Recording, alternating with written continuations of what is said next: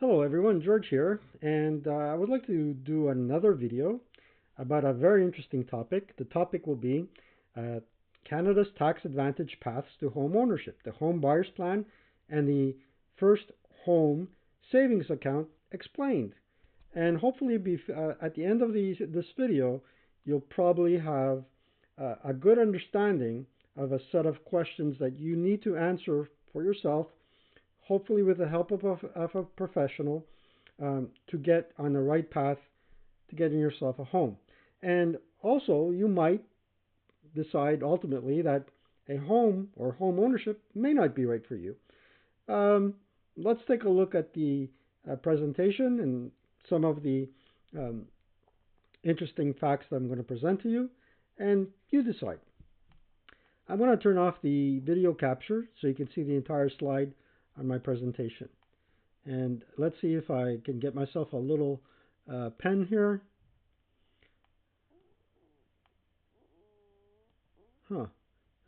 Yeah, laser highlighter, laser pointer. And you can see that. That's great. All right, so what are we going to do here? So, home buyer's plan, first home savings account in practice, a practical guide for first-time home buyers.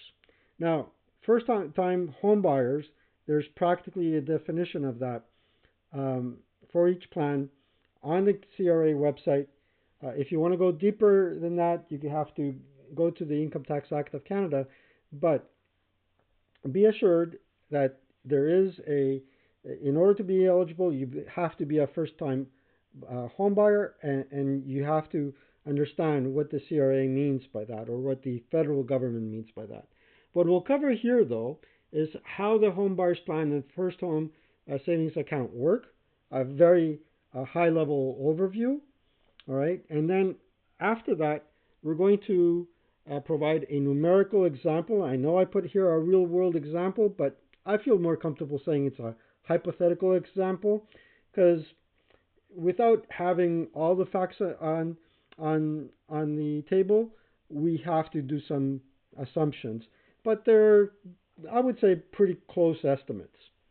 All right, mortgage insurance implications. And what I mean by mortgage insurance implications is mandatory mortgage insurance.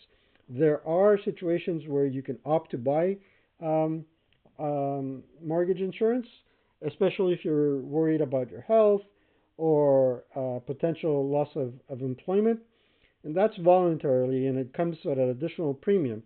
But what I mean by mortgage insurance implications is if you don't have the mandatory 20% to put down, then there is mandatory mortgage insurance, which is added as a premium to your mortgage. The opportunity cost of RRSP withdrawals. Now, the home buyer's plan really quickly came out in 1992 under the Progressive Conservatives, and it was, I would say, quickly criticized by some financial planners as not a good idea, because ultimately the RRSP was set up and devised in order to help Canadians save for retirement. So there is an opportunity cost to taking money out of your RRSP. So how to combine both plans effectively? Again, possibly I'm going to do a high-level overview there, but intuitively I think you'll get the picture. Yeah. Key questions to ask before using these programs and common pitfalls to avoid.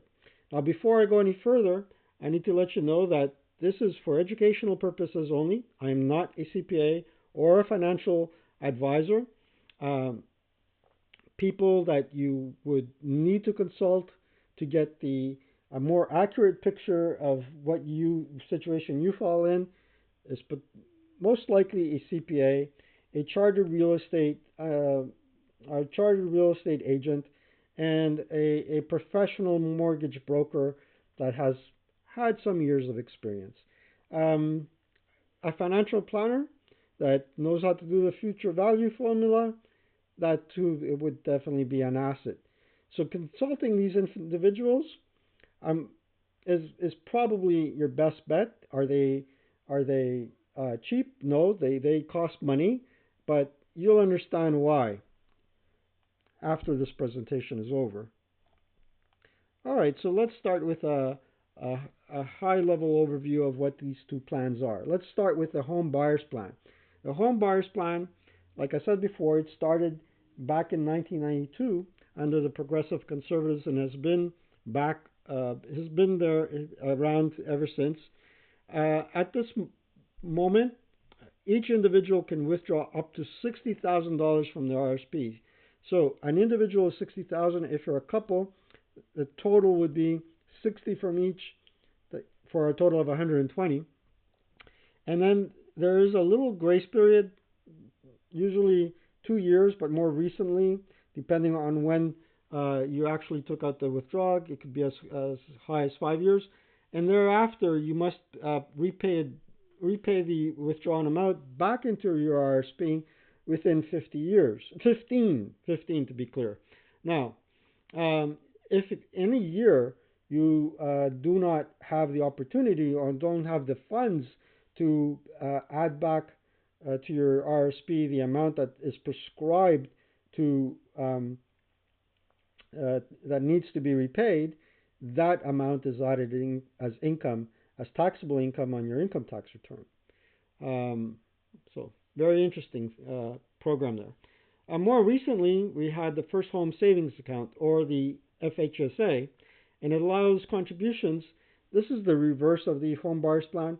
With the home buyer's plan, you are taking money out of a registered plan that has already accumulated, but for the purposes of retirement.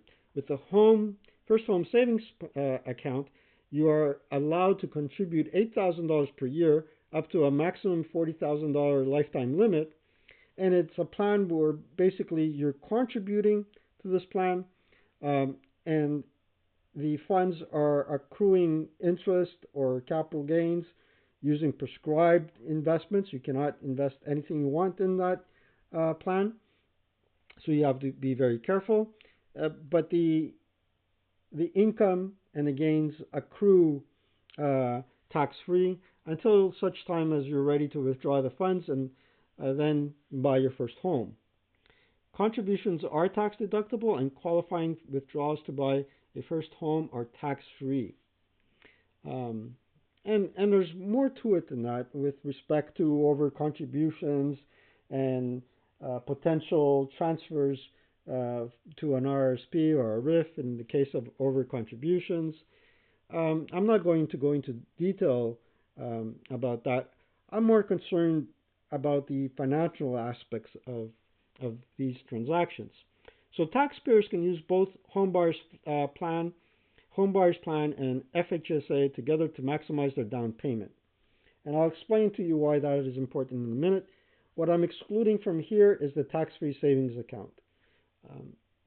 Again, that sort of plan, that registered plan, was set up for another purpose, basically to allow investors to accumulate income to pretty much save up for anything. But again, each of these plans have their own set of rules, and you really need to go over them. The purpose of my presentation here is to show you how challenging it is to acquire a home. It is challenging. It might be simple to other taxpayers, but overall, there are a lot of factors you need to consider before going with this. And the more you're aware of what the factors are, the better decision you'll make. All right, so let's go on to slide number 4. Our example, our dream home, a 3-bedroom, 2-bath property priced at $650,000. Now, how did I get this figure? It's an estimate based on certain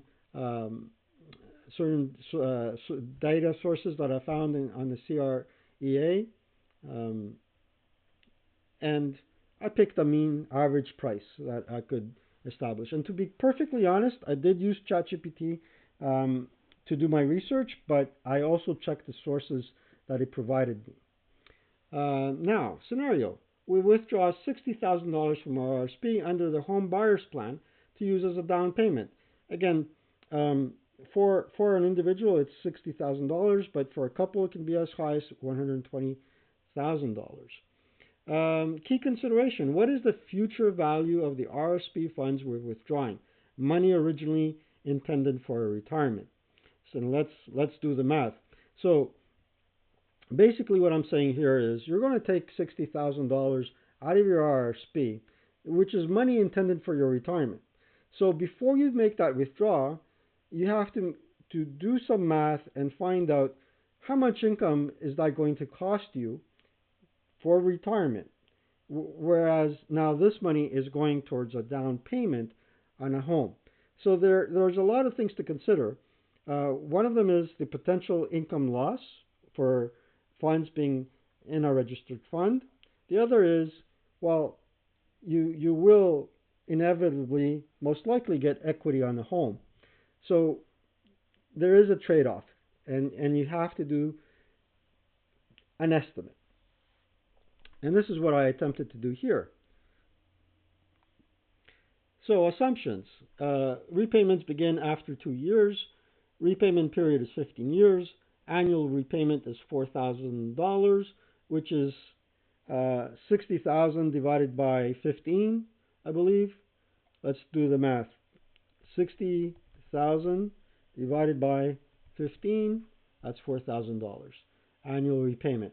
And I'm also assuming an annual rate of return of 2.5%, which is, considering that the stock market isn't that bad, there are some investments that earn a good chunk of interest. I think it's a reasonable estimate. But you can do your own calculations using a different rate. All right. Future value of the original $60,000 would be 60,000 times 1.25 raised to the power of 17, which is approximately $91,320. Future value of repayment. So the $91,320 isn't good enough as a figure. You have to consider that your opportunity cost will gradually decrease as you're making repayments back to your RSP. And I did that calculation where I'm calculating 4,000 times 1.025 raised to the power of 15 minus 1 over 0.25, which comes out to approximately $73,470.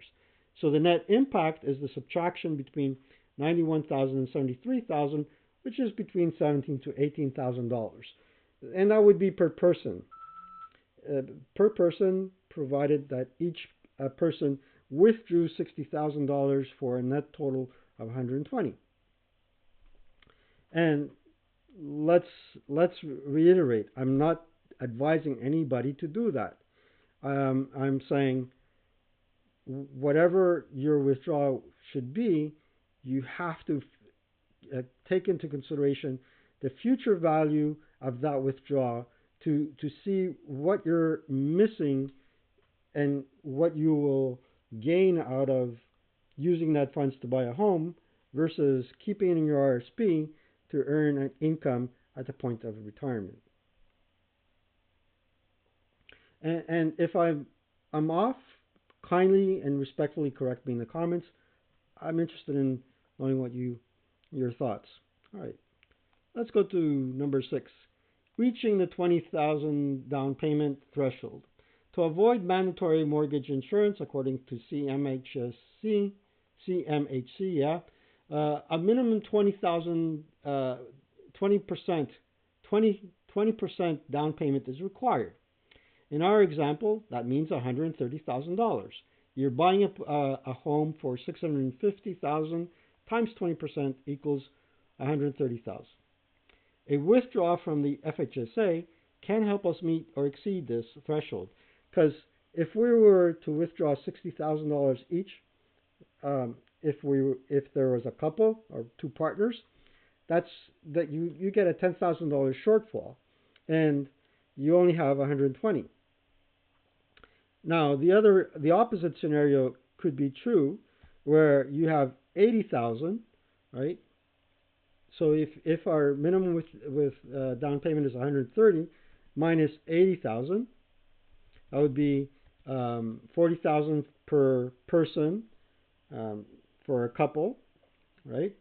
That would leave you with another 50,000 to cover, and then ideally, in this case, if you're worried about the opportunity cost of your retirement, you only withdraw from the home buyers plan half of that, which is $25,000 each, and then those equations will change, and your opportunity cost will decrease.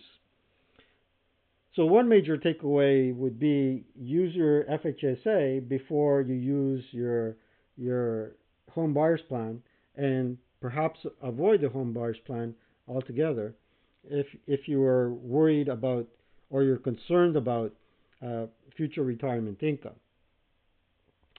Next, how does this affect our mortgage payments? We'll compare.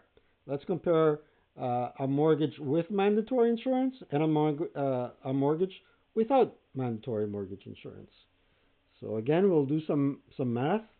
It's approximate, but it should give us an idea. So with mandatory mortgage insurance, assuming you don't put 20% down, 5% on the first 500 gives us 25, 10% on the remaining 150 is 15. Total minimum down payment is 40,000, which is the 25 and 15. You could assume that you're taking this out of your FHSA. Mortgage before insurance, 650 minus 40,000 is 610. Then there's a loan to value premium added to your mortgage of 4%. That's an additional 24. So total mortgage insurance is 610 plus 24,400 for 643,400. Here's your mortgage, assuming a mortgage with a rate of 4.25%, which is, I think, pretty good, over a 25-year term. The result is approximately $3,435 per month. Now let's do the same calculation with a larger down payment, whereby we are meeting the threshold where mandatory mortgage insurance is not necessary. Assume you put 20% down, that would be $130,000. Scenario B, without a mortgage insurance. This is what we're talking about. Down payment, $130. $650 minus $130 is $520. And on a rate of 4.25% on the $420, now your monthly payment for mortgages is $2,815. $2,815 per month. Now let's compare things side by side, right? And by doing a side-by-side comparison, we also have to take into consideration that the mortgage is not the only cost you will incur when you acquire a home, okay? So what I'm comparing here is the different types of payments that different owners can incur, homeowners versus a renter, and then taking a look at your monthly cost. And I'm not doing this to discourage anybody or to berate the programs that are available. I'm doing this for information purposes and enlighten people, if I can, about the different factors they have to take into consideration. And hopefully what you'll get out of this is what homework you need to do in order to anticipate future costs. And you can consult the professionals I mentioned earlier in the presentation to help you do this sort of analysis. And perhaps they might come up with something different, more informative than what I presented to you. Just keep in mind that each professional does have a vested interest in, for example, a mortgage broker has a vested interest in selling you a mortgage, and a real estate agent also has a vested interest in selling a home. So keep that in mind. And one thing I wouldn't skip is a home inspection done by a proper professional. Hopefully, seek recommendations. But let's go back to our side-by-side comparison. For the insured mortgage, meaning the mortgage that is insured by CMHAC, because a proper 20% down payment was not made, that'll set you back $34.35 a month, $3,445 a month. Insurance, I assume that both homeowners pay the same insurance or a monthly insurance of $80 per month, and this is very generous. With all the disasters we've had in Canada, insurance companies are very savvy. They know about climate change, and if you get anything like $80 a month, consider yourself fortunate. However, a renter could get off as easily as $35 a month. Estimated repairs. Now, home ownership, there's always maintenance, right? You buy a home, you have to keep it clean. So imagine you need Windex, you need household cleaners, you got to mop your floor. If there's common areas, you have to do that as well. If you have a yard, you'll need mowing, snow removal. So I should have named that category maintenance and repairs, but an estimate of $540 a month. And before you buy the property, I would suggest that you have a bit of money set aside in case the house, at the time that you're moving in, you just later discover that you need to do a few repairs to make it more livable, or even more to your liking. For example, you looked at the home and you wanted to paint it. That too can be a costly expense. Property taxes, I've listed my sources below. Spring Financial, Bel Air Direct, BrokerLink, Rental.ca, and a fellow for utilities that is a professional. I believe Alan Eller was involved in real estate. Well, property taxes, again, I took an average, $270 a month, and that could be considered cheap depending where you live. Times 12, $32.40. Utilities, hydro, water, gas, electric, $250 a month. And again, I'm being very generous. So with a mortgage insured home, you're looking at, and this is a very modest estimate, $4,845 per month. Uninsured mortgage, $4,225. So there's a difference of about $600 there. And a renter, rents are expensive again, depending where you live, but on average, $2,721, inclusive of probably utilities. When I was a renter, rents did look attractive when utilities and heating was included, but then you'd have landlords that would be very stingy and skimping on utilities. Didn't like that. I'd rather pay my own utilities and consume the electricity or fuel that I want to keep my home warm. Needless to say that if you live in a multi-unit building and the others are being economic on energy during the winter, depending on your comfort level, things will rise. Anyway, $24.86 for we're always looking at a 3-bedroom, 2-bath unit. You might not get that in a rental. You might only get 1 bath. Seems reasonable. $35 for insurance. You want the repairs and property taxes are usually included in your rent. $250 for utilities. $2,721, which, depending on your goals, may be reasonable. So let's take a look at the takeaways and conclude on that. Key takeaways. What is your ultimate goal? Is it retirement security or real estate growth? So is there a trade-off between one and the other? In certain cases, there may be. It all depends on your income level and your ability to save. So again, if you're facing a $4,800 monthly expense, you're going to have to be aware of that and budget accordingly if you do want to benefit from the best of both worlds.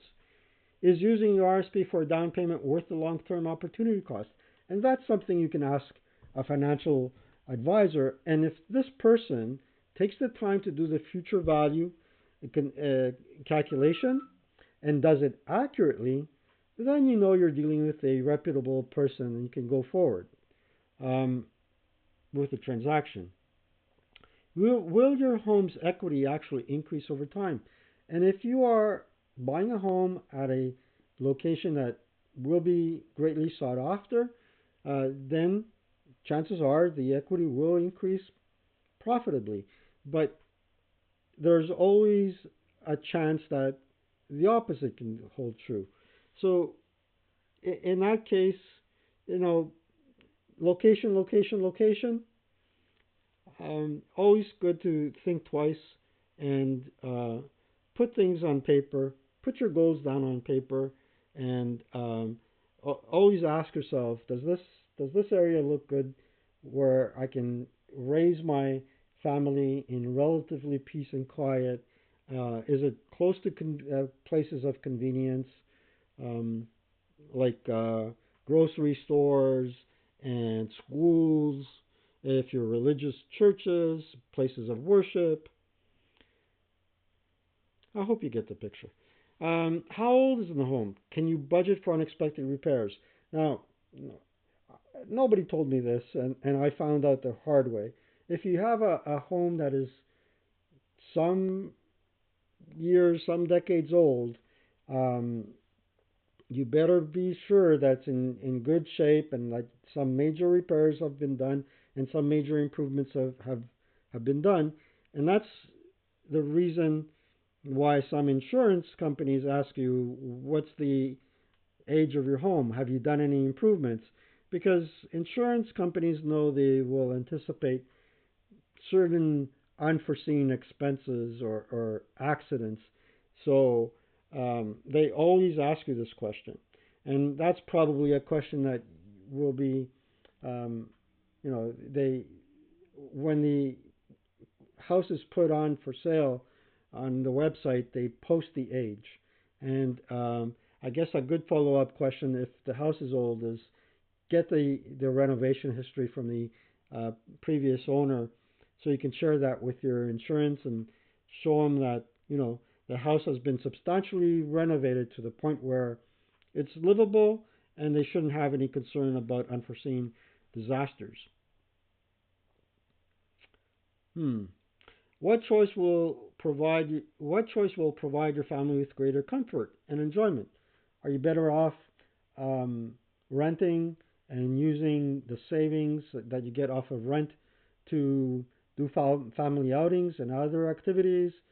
Or will that home provide you with peace and quiet and the ability for your family to, meditate in solitude if you need to, or even have company over and entertain your guests and whatnot? Um, it's something to think over, and that's a qualitative measure, right? It's a measure of quality, nothing quantitative, but you can put it on a scale from 1 to 10 and judge for yourself. Home ownership involves more than just the mortgage payment. This is something we've just made pretty clear. Um, and the other thing that we didn't take into consideration is potential equity growth in your home as well. Um, the potential to potentially borrow against your home equity as well and invest that money. Even do so by borrowing against the home and returning the funds back to your RSP. Again, I'm not advising you to do that. That's something you should investigate with a professional,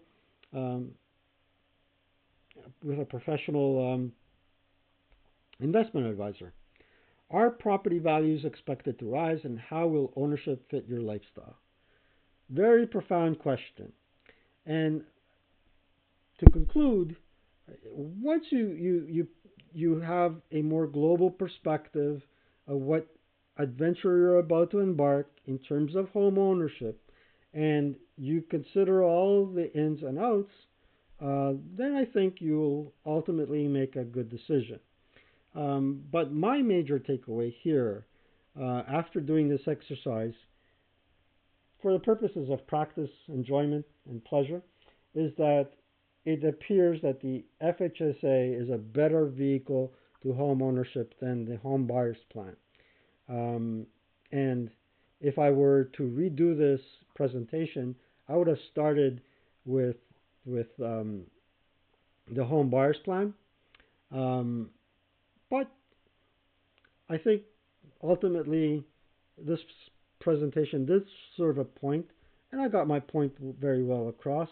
And I hope you enjoyed it. And if you did, do tell a couple of friends about it, like and subscribe. And if you didn't like it, please tell me how I can improve. Until then, I'll turn on my little capture. Until then, see you around and be well. Happy rest of the tax season. It's now April 8th, and tax liability is due by April 30th. If you're self-employed, you have an extension until mid-June, but still, the tax, if any owing, is due on April 30th. Take care. See you later.